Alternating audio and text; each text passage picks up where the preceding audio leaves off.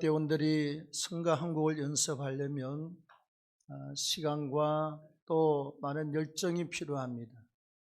다음 주 주일전 행사 때 그냥 이걸로 하십시오. 그냥 이게 시간은 바쁘고 손님은 왔다 갔다 하려면 굉장히 복잡하니까 지휘자만 앞에 나와서 여러분들이 서서 그냥 찬송을 하나님께 드리시면 되겠습니다. 이해가 됐으면 아멘. 네. 자, 한번 따라 합시다. 전능하신 하나님.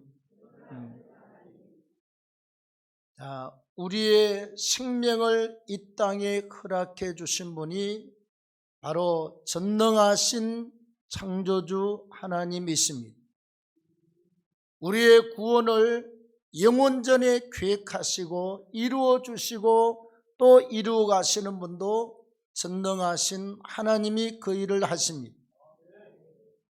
우리가 여러분 자고 나서 눈 떠서 새 날을 맞이하는 것도 하나님이 은혜 가운데 우리에게 주시는 축복인 줄로 믿습니다. 못 일어나면 어떡하겠어요? 내일이 없는 삶이 올 수도 있다는 것입니다. 또 우리가 한 해를 보내고 나서 새로운 한 해를 주시는 것도 이것도 전능하신 하나님이 우리에게 주시는 은혜와 축복의 시간인 줄로 믿습니다. 그 다음에 더 감사한 것은 자, 우리가 찬송을 하고 기도를 하고 우리가 말씀을 선포하는데 이게 만약에 허공을 향해서 그냥 구함을 지른다고 생각하면 노래나 창을 연습하는 사람들이 강가에 가서 또 산에 가서 혼자서 막 구함을 지르는 사람들이 있어요. 그 사람들은 자기 개발과 자기 발전을 위해서 구함을 지르고 힘쓰고 애쓰는 것이지 당장에 그 구함 소리를 받는 대상이 없습니다.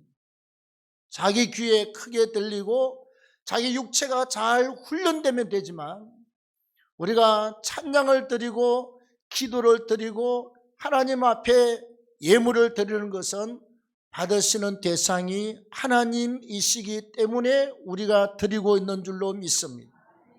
허공에다가 찬송을 드리는 것이 아니다 이 말이에요. 허공에다가 우리가 고함을 치르는 것이 아니라 살아계신 하나님 앞에 우리는 마음을 다해서 정성을 다해서 기도를 드리고 찬송을 드리고 예물을 드리고 하나님이 주시는 말씀, 이 66권에 계시된 하나님의 말씀을 목회자들이 이 말씀을 풀어서 여러분들한테 선포하고 대언할 때 우리는 하나님의 말씀으로 잘 가슴에 새겨야 될 줄로 믿습니다. 오늘 우리 하나님과의 관계 또 그 하나님을 어떻게 잘 섬겨야 되며 어떤 축복이 찾아오는가를 생각하겠습니다. 첫째, 전능하신 하나님의 은혜와 사랑 안에 거하는 성도가 복이 있다. 누가 복이 있느냐? 세상에서 나홀로 떵떵거리고 사는 사람이 복이 있는 것이 아닙니다. 저 권력기관의 중심에 앉아서 누가 내 말을 듣지 않겠느냐? 날아가는 새도 떨어뜨린다는 권력의 군자에 앉아있는 사람, 그게 복이 있는 것이 아닙니다, 여러분. 세상에서 온갖 쾌락과 만족과 육체를 위해서 살아가고 있는 수많은 사람들이 그 사람 복 있는 자리에 있는 것이 아닙니다. 오늘 성경 1절 말씀에 지존자의 은밀한 곳에 거주하며 전능자의 그늘 아래 사는 자요. 네.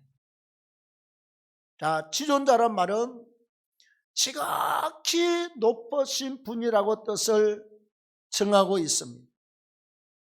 이건 세상으로 말하면 가장 높은 왕을 말할 때 지존자라고 그러고 우리가 성경적으로 지존자를 말할 때는 세상에 왕위에 왕을 세우고 왕을 만들고 통치하시는 만왕의 왕 만주의 주 되시는 주님을 지존자라 그렇게 표현을 하고 있습니다. 자, 그 지존자의 은밀한 곳에 거주한다. 은밀하다 이 말은 눈에 보이지 않는 곳, 그 다음에 잘 나타나지 않는 곳. 여러분, 하나님이 우리 눈에 보입니까? 보이지 않습니다. 하나님의 은혜가 우리 눈에 보입니까? 우리 눈에는 보이지 않습니다. 마치 전류가 다 흘러서 이 건물에 전류가 들어와서 불을 켜고 마이크를 켜고 이렇게 선풍기가 돌아가고 히터가 돌아가는 것처럼 건물에 전기가 안 들어오면 신경이 없는 사람과 같아요. 전부 다 전기가 들어가고 수도가 들어가고 가스가 들어가서 이 건물의 기능을 하고 있는 것입니다. 화장실에 갔는데 물이 안 내려간다고 생각해 보십시오. 그 건물 기능이 없어요. 세면대 가서 물을 틀었는데 물이 안 나오면 그 건물 기능이 없는 거예요. 마이크를 설치했는데 고함을 치는데 소리가 안 나면 그 건물 기능 자체가 없는 것입니다.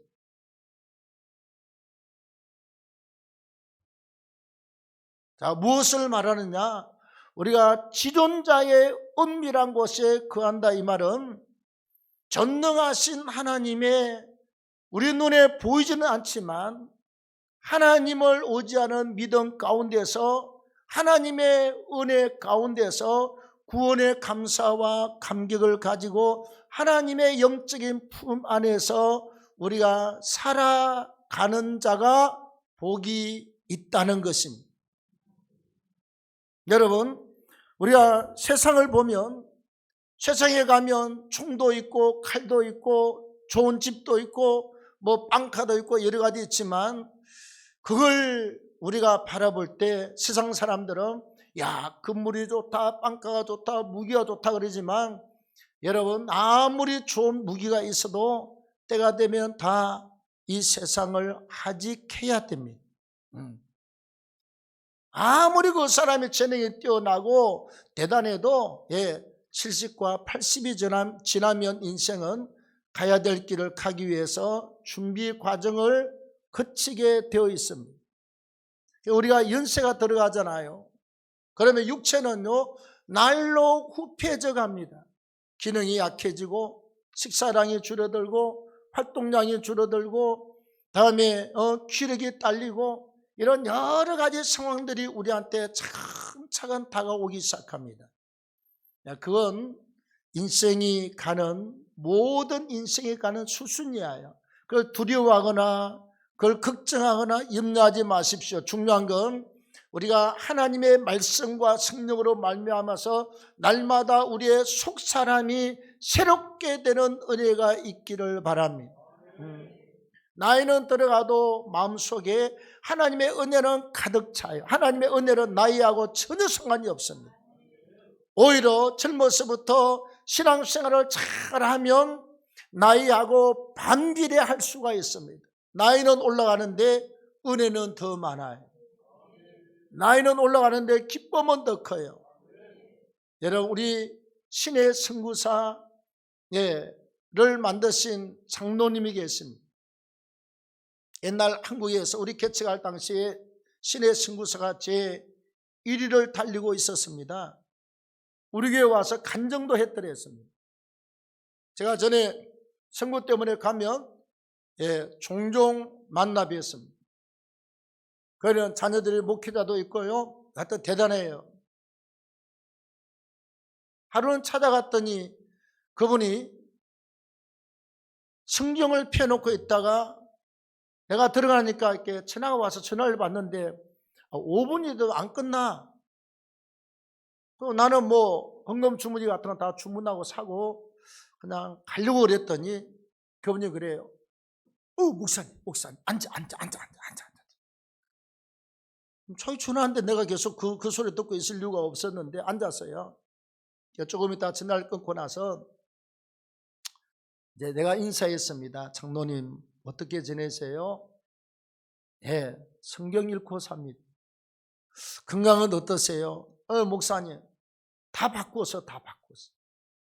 너는 처음 돋보기로 보고 그 다음에 귀는 보충기로 듣고 이빨은 다 빠져서 틀니로 먹고 살고 몇 개 없대. 전부 다 바꾸어서 보고 듣고 먹고 산다는 거예요. 그러면서 이 순경책이 막 놓여 있어요. 아니, 순경책을 보십니까?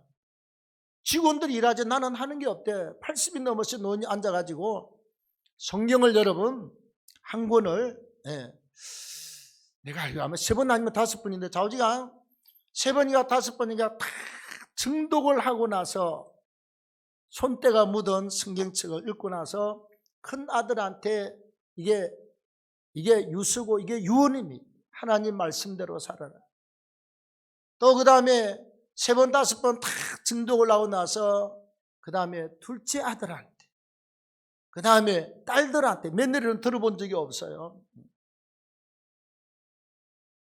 그 다음에 손주들 많잖아요. 전부 다 손주들한테 다 주는데 1년에 성경을 몇 번씩 읽고 지금 큰 아들부터서 차근차근 내려와서 손주들까지 한 것이 다 주고 나서 자기는 죽어도 그때 죽겠다는 거예요. 그러면서 저한테 이런 말을 했습니다. 나는 나이가 들면 할 일이 없는 줄 알았는데, 나이가 들면 맨날 누워서 그냥 골골하다 갈 줄 알았는데, 말씀을 출근해서 그냥 계속 있는데, 나이가 많아서 걷기도 힘들고, 하나님이 은혜를 주는데 이거 밥을 안 먹어도 은혜가 되고 잠을 못 잘 만큼 그렇게 은혜가 크다는 거예요. 우리가 하나님의 말씀을 우리의 심령 속에 다 생기고 끌어안고 또 우리가 말씀을 보면서 기도할 때 성령께서 은혜를 주시면 우리는 청량할 수 없는 감격과 감사로 살아가게 될 줄로 믿습니다. 우리의 영혼이 가장 안전한 곳이 주님의 품이고 하나님의 품이고 교회라고 하는 영적 거룩한 처소가 주님의 몸된 교회라고 하지 않습니까? 교회입니다, 여러분. 우리의 영혼이 쉴 곳은 하나님의 품이고 주의 품이고 교회에 옳습니다. 우리가 육체의 삶도 그래요. 보장된 게 없습니다, 여러분. 아무것도. 사람이 출근하다 무슨 일이 일어날지, 일하다가 무슨 일이 일어날지, 우리가 뭐 애들이 학교 가다 뭔 일이 일어날지 아무도 보장된 게 없습니다. 하나님께서 우리의 영육간의 삶을 지켜주시고 우리에게 복 주실 자가 누구냐? 지존자의 은밀한 곳에 거하는 성도가 복이 있을 줄로 믿습니다. 다음 두 번째, 전능하신 하나님 안에 거하는 자에게 하나님이 주시는 은혜와 삶의 증거, 증표를 하나님이 주겠다고 약속을 해요. 우린 은혜 체험하고 응답을 경험하고 간증하시는 분들이 너무너무 많지 않습니까? 어저께 굿TV에서 집사람이 틀어나고 있길래 저도 봤습니다. 목사님이 사회를 보고 사역자들이 많아요. 돌아가면서 간증을 하는데 아마 나는 옛 여자분이요, 나는 사역자입니다 그러면서 나는 주의 일만 나는데 주님이 내 일을 그렇게 많이 해주는 표정을 갖고 있습니다. 나는 낙심과 좌절 가운데서 하나님이 나를 살려준 증거를 가지고 있습니다. 전부 막 울먹거리면서 간증들을 하나씩 이렇게 다 한 번씩 하고 돌아갔습니다. 다 증거와 증표를 가지고 있습니다. 자, 우리 한번 차근차근 찾아보겠습니다. 2절에 보면 나는 여호와를 향하여 말하기를 그는 나의 피난처요 나의 요새요 내가 의뢰하는 하나님이다. 의뢰는 의지하는 하나님이다. 피난처가 뭐지요? 급할 때 필요할 때 내가 피하는 곳이 피난처입니다. 어린 나이는 어떤 일이 생기면 엄마 그러고 쫓아와서 안기면 엄마의 품이 피난처지. 우리가 시골에 학교 갔다가 여름에 막 비가 오면 소나기가 막 쏟아지면 시골 애들은 옛날에 고무신에다가 비가 오면 미끌미끌하고 그리고 이렇게 옛날에 어렸을 때는요, 나는 이 말이 찍혀 있는 가죽 가방을 우리 아버지가 가서 사가지고 왔는데 1000명 중에 나 혼자밖에 없어서 그걸 갖다 벗어놓고 애들하고 똑같이 보자기에 이렇게 똘똘똘똘 말아가지고 뭐 핀으로 꽂아가지고 이렇게 탁 매가지고 X자로 매가지고 뛰면, 비 오면 뛰면요, 도시락통에 달랑달랑달랑달랑 숟가락하고 젓가락하고 또 그냥 연필통에 달랑달랑달랑 소리가 그냥 확 뛰면 한 대여섯 명이 뛰면요, 과간이 아닙니다. 그 알루미늄 도시락에다가 뛰면 그냥 탁탁탁탁 하고 그냥 막 각자 소리가 나는데 아주 재미있습니다. 마을 입구에 방앗간이 있어요. 방앗간 처마가 이렇게 좀 깁니다. 비가 막 올 때 쫓아가서 거기 서서 있으면 뭐 옷도 안 젖고 비도 안 맞고 우리가 거기에 참새처럼 가만히 있다가 소나기가 지나가고 나면 다시 그런 말을 시작했던 기억이 있습니다. 비를 만난 사람에게는 처마 밑이 피난처고요. 예. 또 전쟁에서 싸우는 사람은 바위 뒤쪽에 가서 안전한 곳에 뒤에 숨은 그 요새거든요. 그 뒤에 숨어 있는 게 그게 요새에 자리 잡고 있는 것입니다. 큰 바위가 있다든지 아니면 호가 파져 있어가지고 총들로 이렇게 중요한 고지를 점령하고 쌀 수 있는 장소, 싸울 수 있고 쏠 수 있는 장소. 우리가 여러분, 하나님은 우리의 피난처가 되시고 하나님은 우리의 요새가 되시고 중요한 것은 우리가 의뢰하는 하나님이 되신다는 거예요. 내가 믿을 수 있는 분입니다, 여러분. 예. 세상에는 다 믿고 우리가 시작하고 믿고 우리가 어떤 일을 하는데 가면 부도가 나고 그게 어떤 뭐 그냥 일이 일어나고 터지고 난리가 나잖아요. 예, 전부 그렇습니다.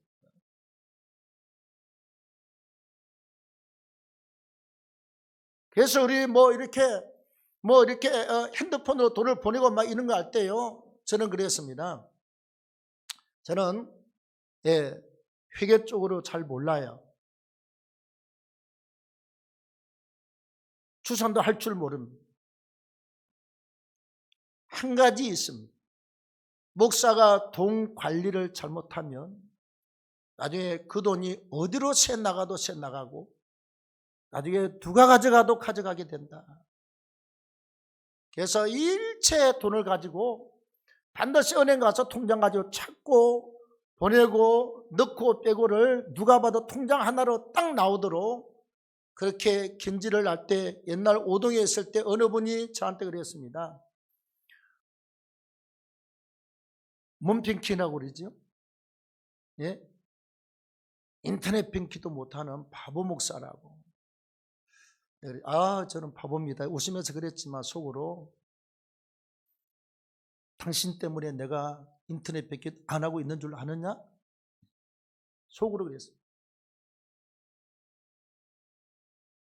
당신 같은 사람들 때문에 내가 인터넷 뱅킹 안 하고 직원을 갖다 몇 명이나 딸려서 은행에 보내고 오도록 하고 날마다 지금까지 긴장하면서요.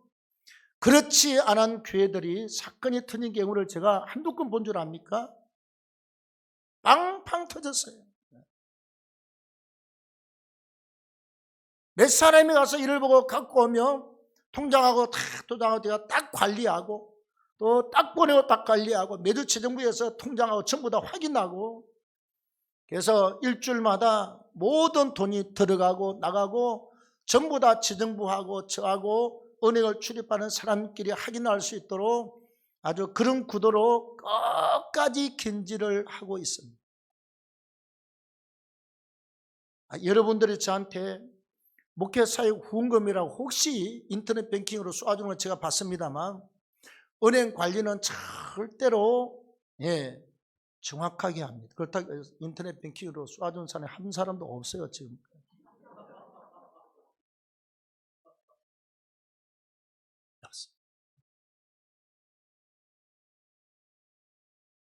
철저하게 관리를 해서 우리 통장이나 돈이 지금까지 안전하게 잘 올 수가 있었습니다.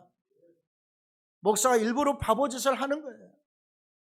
바보라 그래도, 인터넷 뱅킹을 할 줄 모르는 멍청이라 그래도 실제로 저는 할 줄을 모릅니다만 속으로 나 교회 돈 다 날리려면 그래야지 나는 절대로 하지 않는다.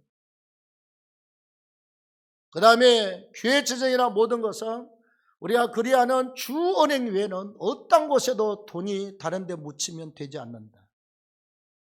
이게 제 철학이에요. 교회를 움직이는 목회자 철학입니다. 그래서 재정을 지금까지 지킬 수 있는 은혜를 주신 것이 하나님이 그 마음을 주셔서 이 아름다운 여러분들의 헌금을 지키게 되었습니다. 아주 눈에 불을 켜고 돈 관리를 안 하는 것이 아니라, 계산은 재정부가 다 팔명에 들어가서 하지만 제가 통장을 보고 눈을 뜨고 지키고 있습니다.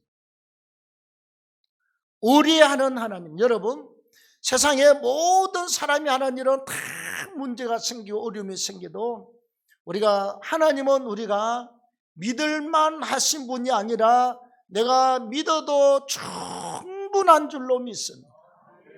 내가 200% 믿고 또 믿어도 하나님은 하자가 없는 분이십니다. 자, 그 다음에 3절 말씀에 하나님께서 우리를 사냥꾼의 올무와 심한 전염병에서 건져준다. 또 6절에도 어두울 때 퍼지는 전염병과 재앙을 두려워하지 아니하리로다.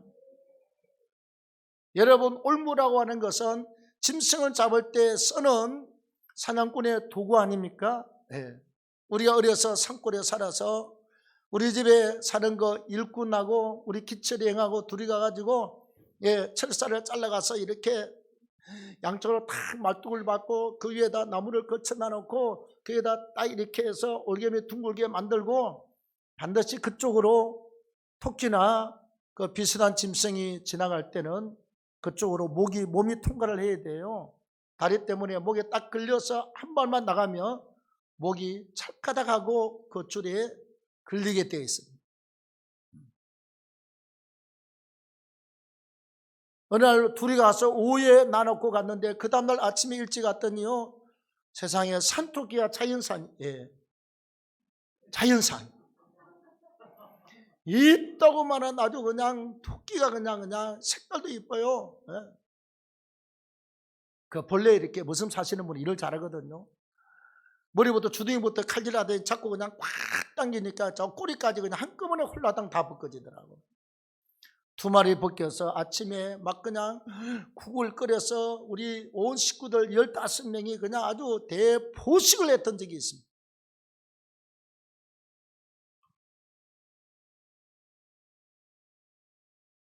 다음에 어느 날 아침인가 오후인가 우리는 이쪽 산 밑에 있고 가운데 들판이 있고 시내가 있고 또 저쪽 들판은 사람이 안 살아요. 산 밑에. 세상에 밭에서 아침 됐는데 올무에 노루가 걸렸어. 노루 우는 소리가 여러분 애들 우는 소리 같습니다. 그러고 심하면 그냥 깽깽 그러고. 내가 신년 예배 때 노루 소리 낼 줄은 몰랐어요. 난리가 나서요. 깽깽 거리고 보니까 한 마리가 이제 딱 발에 걸려서 묶여서 온 동네 사람들 우리 집이 하고 한 5가구 살았거든요. 다 나와서 몽둥이를 들고, 시골은 나무 몽둥이 많잖아요. 꽃갱이 자루. 그다음 우리 집은 대나무가 한 800평이나 떼었으니까 대나무 하나 잘라가지고 그냥 칼질만 탁 하면 이게 죽창입니다. 그냥 45도 각도로 이게 칼이에요. 들고 그냥 전부 다 어른들이 쫓아가고 우리는 뒤에 쫓아가고 해서 노래 한 마리 그냥 쭉 패가지고 잡아와서 동네 사람들이 대잔치를 했던 적이 있습니다. 올무에 걸리면 큰 타격, 생명의 타격까지 받습니다. 하나님이 이런 올무에서 우리를 건져주시고 심한 전염병에서 건져주신다. 여러분, 이번 코로나 때 여러분 중국에서는요 하도 많이 죽어가지고 장례식장을 아예 틀어막아 버렸대요. 죽으면 알아서 무덤에 끝이에요. 그래서 병원도 안 되고 어느 활동하는 어느 단체 어느 목사님이 우리 교회 나도 잘 모르는데 찾아와가지고 어쩌고 이렇게 막 1시간 동안 난리를 치더니 내가 들어보니까 목사가 들을 이야기는 아니에요. 성도들한테 집에서 이렇게 쌀 방아찌는 도중하는 기계를 갖다 한 대씩 다 팔아가지고 쌀도 다 공급하면 목사님이 한 달에 한 4, 500만 원씩 돈을 벌고 산다고 나보고 승규비로 쓰라고 그래서 속으로 천국 갔으니까 속으로 아니 목사가 왔으면 내가 부흥사 대표회장 때 일을 같이 하고 싶습니다. 뭐 이래야 되는데 쌀 파는 기계를 목사님 교회가 성도가 있으니까 다 한 대씩 공급해주고 쌀을 파면 아주 그냥 승교비 뭐 도수비가 엄청 많이 생긴다고 내가 속으로 목사님 당신하고 나하고 언제 봤다고 와서 나보고 쌀 찢는 그 기계를 사서 그냥 그 기계 장사하고 쌀 장사라고 내가 그래서 당신은 목회해야 될 이유가 없는 사람이구만. 그리고 돈 벌러 다녀요. 사업하러 다녀. 그래서 우리 애들 올 시간이 돼서 갔는데 일주일이 지났습니다.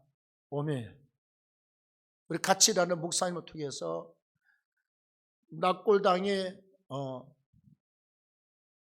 사기 그릇에 황모모 목사 해가지고 유골이 담긴 사진이 왔습니다. 나 만나고 딱 일주일 만에 낙골당으로 들어갔어요. 얼마나 떼돈을 벌어가지고 얼굴이 아주 그냥 정말 기름이 그냥 줄줄 했어요. 환하게 생겨가지고 얼굴이 기름 줄줄 해서 참 돈을 많이 버시고 행복하시나 보다 그랬는데 충청도 말로 가시오. 일주일 만에 가시오. 갔어요. 우리가 살아갈 때 하나님이 안 지켜주면요 이번에 목사님 사모님들 코로나 때 한두 번 간 게 아닙니다. 여러분들이 갔습니다. 하나님이 부르면 어쩔 수가 없지만 그래도 우리 교회는 코로나 때문에 돌아가신 분은 한 분도 없습니다. 할렐루야. 하나님이 다 지켜주셨습니다. 저도 코로나 걸리는 걸렸지만 다 걸렸어요. 그래도 우리는 하나님의 은혜 가운데 다 살아남았습니다. 하나님이 올무에서와 심한 전염병에서 건져주시는 은혜입니다. 이번에 우리가 이 땅을 마감하지 않고 살아있는 이 자체가 하나님의 은혜임을 믿기를 바랍니다. 자, 그 다음에 5절 6절 말씀해 보면 밤의 공포와 낮의 화살과 전염병과 재앙을 두려워하지 않게 하신다. 하나님이 두려운 마음과 전염병과 여러 가지 취향을 두려워하지 않게 하시는데 1,000만 명이 내게 와서 엎드러지나 우리는 이기는 역사가 있을 줄로 믿습니다. 오늘 성경 한번 보십시오. 하나님이 뭐라고 그럽니까? 이렇게 말씀을 하고 있습니다. 7절에 1,000명이 내 왼쪽에서 10,000명이 내 오른쪽에서 엎드러지나 이 재앙이 내게 가까이 하지 못하리로다. 하나님이 지키는 축복이 있기를 바랍니다. 11절에 천사들을 명령하사 우리를 모든 길에서 지켜주시겠다고 약속합니다. 하나님이 급하면 천사들 명하여 지켜주신다. 옛날 여러분 제가 신학교 때 그 하늘산 기도 가서 들은 이야기입니다. 하늘산 기도 이천서 목사님이 설교할 때 그 중간중간 그 며느리가 설교를 했어요. 며느리가 똑똑해요. 아들보다 더 똑똑했어요. 자, 며느리가 뭐라고 그랬느냐? 자기 할아버지가 통합 측에서 총회에다가 사업을 해서 돈을 다 총회를 봉사하는 데다가 돈을 다 쏟아 부은 어른이라고 그래요. 근데 어느 날 자기 아버지가 이렇게 연을 날리다가 그 전봇대 위에 전기줄이 연이 걸렸습니다. 애가 아무 생각 없이 전봇대를 타고 올라가서 요한 1m만 가면 이제 전깃줄로 가면 그냥 감전되면 그냥 그 자리에서 그냥 애가 타버려요. 그래서 자기 할아버지가 보니까 어머 자기 아들이 세상에 윤을 갖다가 가져오려고 전봇대 올라가서 조금 있어 손이 닿을 때가 됐는데 저는 그 말을 믿습니다. 자기 할아버지가 그랬대. 얼마나 급합니까? 그 귀한 아들이 여러분 전깃줄에 닿아서 타면 되겠습니까? 갑자기 주여 그랬. 그런데 그 순간에 천사가 하늘로부터 이 지팡이를 들고 손살같이 내려오더니 이 애가 전깃줄에 연을 갖다 잡으려고 하는 손을 갖다 탁 쳐서 애를 살려내는 모습을 영적 세계에서 보셨다고 그 집안의 간증이라고 그럽니다. 사업에서 돈 다 벌어서 교단의 일을 하고 막 학교를 세우는 일에 헌신했는데 하나님이 결정적인 순간에 천사를 보내셔서 자기 아버지를 살려주셨노라. 주여 하자마자 이 하나님은 여러분 시간과 공간을 초월합니다. 지팡이를 든 천사가 손살같이 오더니 자기 아들이 전깃줄에 손이 닿지 않도록 다 쳐서 애가 근접하지 못하도록 해서 애를 살렸다는 이야기입니다. 할렐루야. 자, 세 번째, 우리가 전능하신 하나님을 어떻게 섬겨야 합니까? 오늘 14절 말씀에 하나님이 이르시되 그가 나를 사랑한즉 내가 그를 건지리라. 우리는 하나님을 섬길 때 사랑해야 될 줄로 믿습니다. 요즘 썸 탄다고 그러잖아요. 내가 그냥 가슴이 두근두근 하나 보다 그 정도로 알았는데 내가 한번 이렇게 찾아봤어요. 찾아보니까 썸씽에서 나왔어요. 썸씽. 이것도 아니고 저것도 아니고 확실한 것도 아니고 야리끼리한 것을 썸씽인데 남자와 여자의 관계에서 정식적으로 교제를 하는 것도 아니고 손잡고 사귀는 것도 아니고 서로 알아가면서 가슴이 두근두근하고 옆에 가면 심장이 달랑달랑 뛰기도 하고 손을 잡아볼까 말아볼까 사귀어볼까 말아볼까 하는 단계가 썸을 탄다는 말로 표현하고 있다. 저보다 더 정확하게 아는 사람은 없어요. 네. 하도 사람들이 젊은 사람들 썸 이야기해서 나는 시골에 곡식을 담는 이렇게 섬인 줄 알았어. 처음에 SOMETHING 썸씽인데 확실한 건 아닌데 좌우지간 두근거리고 가슴이 뛰고 관심이 많은 상태를 썸을 탄다고 그래요. 우리는 하나님과의 관계는 절대로 썸을 타는 정도에 그치고 있으면 그 신앙생활 실패입니다. 반드시 우리는 하나님과 영적으로 손을 잡고 가야 됩니다. 하나님 품에 꼭 안겨서 가야 돼요. 여러분 하나님하고는 아무리 친해도 그게 문제가 없습니다. 하나님이 우리를 이뻐서 막 그냥 끌어안아주고 사랑해주고 토닥거려주고 위기에 있을 때는 막 그냥 안고 건너뛰는 역사가 있어야 될 줄로 믿습니다. 이 안에 참 조심스러운 이야기인데 제가 교회를 우리가 첫 번째 교회 건축할 때 돈이 이 땅 살 때 말이지 이 중도금이 돈이 잘 안 돼요. 막 기도하고 있는데 옛날에 저 홍제동 거기 가면 이제 옛날 무학제국의 그쪽에 넘어서 저 사거리에서 불나는 쪽으로 가면 오른쪽에 내가 늘 이야기하는 민미 예식장이 있었거든요. 그 예식장이 비어서 쉬고 있을 때 그걸 빌려가지고 외국에서 어느 유명한 사역자라고 그분이 누구냐?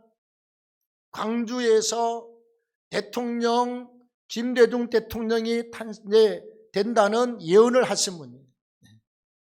목포인가? 네, 강주라고 그러더라고요. 김대중 대통령이 된다는 예언을 한 목사인데 기도 조금만 하고 그분이 왔어요. 신문에 났길래 한번 가봤어 일단. 이거 중도금 못 치르면 땅 사는 거 우리 계약금 여보고 다 날라가잖아요. 기도하다 한번 가봤어요. 목회자들이 한 5, 60명 와서 집회에 동참을 하고 다 끝나고 나더니요, 그 목사님이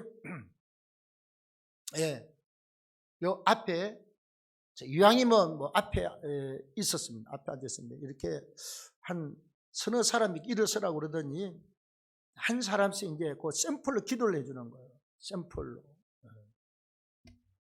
제 차례가 됐는데, 아니, 우리가 해달라고 하는 것도 아니고, 요 앞에 뭐 두 줄 일어나서 그렇게 해서 해주는데, 샘플로. 뭐라고 그랬느냐? 당신이 일을 하고, 하나님의 일을 해 나갈 때, 강을 만나고, 그 다음에 불을 지나게 될 것이다.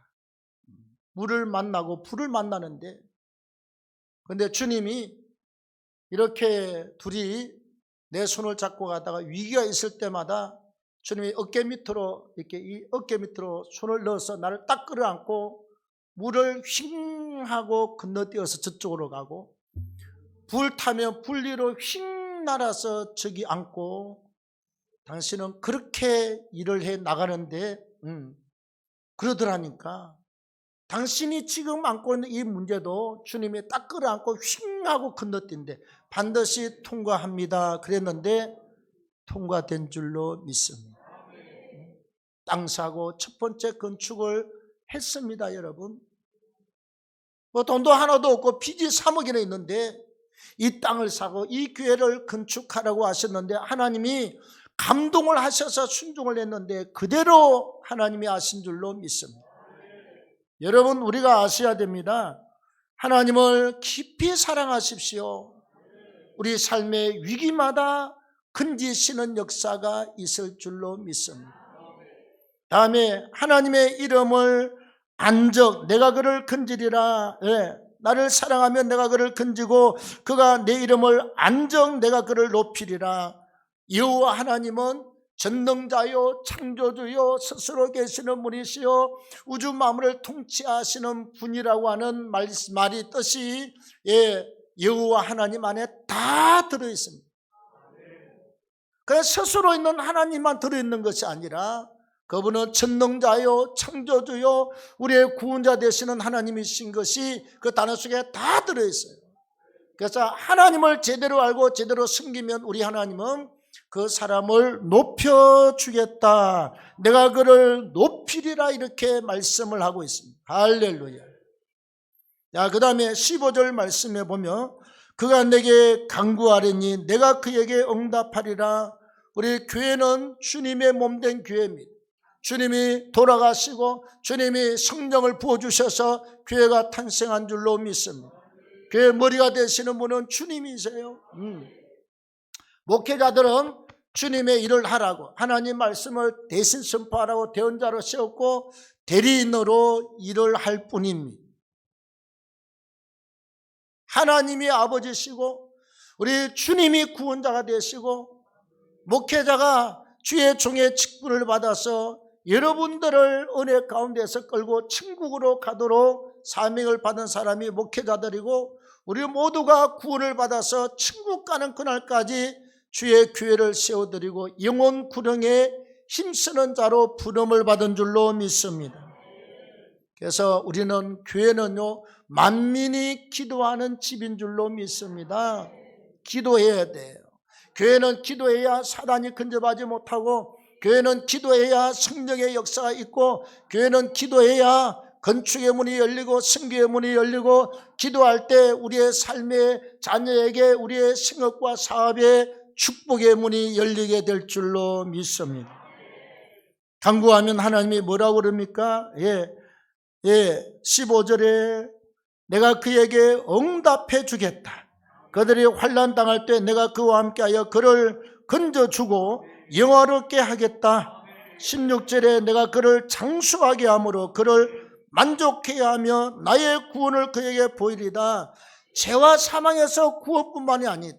때로 질병에서 구원, 환난에서 구원, 문제에서 구원받는 역사를 허락하시되 내가 너를 장수하게 해서 너의 인생을 만족하게 하겠다. 만족하잖아요. 자, 저는 20대부터서 늘 몸이 아파서 사느니 죽느니 그랬습니다. 작년에 코로나 걸려가지고 한참 힘들 때 2주간 동안 너무 힘들어서 내가 내 인생을 한번 돌아봤어요. 왜? 죽을지 살지 모르니까.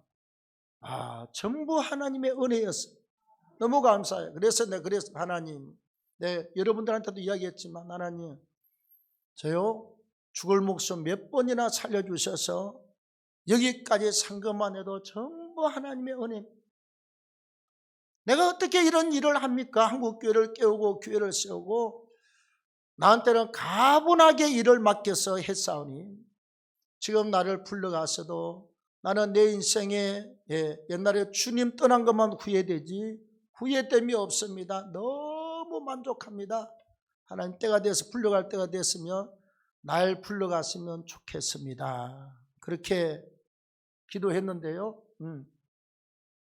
제가 다음 주 오늘 행사하는 그분, 우리 김수호 목사님 사모님이 병원에서 이제 정말 살 거냐 죽을 거냐 다투고 있을 때 그 아들이 쓴 편지가 카톡에 올라왔어요.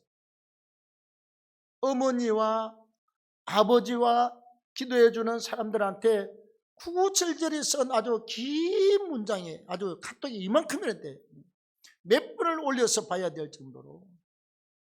그걸 보면서 감동이 몰려오는데, 한 1시간 가까이 40-50분 동안 그냥 엄청나게 울었어요. 펑펑 울었어요. 바닥에 엎어져서 그냥 대성통곡을 했습니다. 여러분, 그랬더니요, 힘이 없던 몸이 확 힘이 생기기 시작하고 막 그냥 정신줄 놓을 정도로 힘들었는데 정신줄이 그냥 잡혀서 정신이 초롱초롱하고 그리고 회복된 줄로 믿습니다.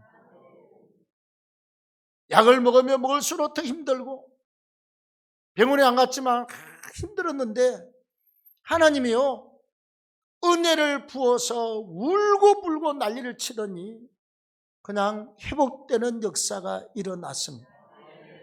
하나님께 우리가 구하면 하나님은 응답하시고 힘들 때마다 우리를 건져서 구원하시고 장수하게 해서 우리 인생을 만족하게 할 줄로 믿습니다.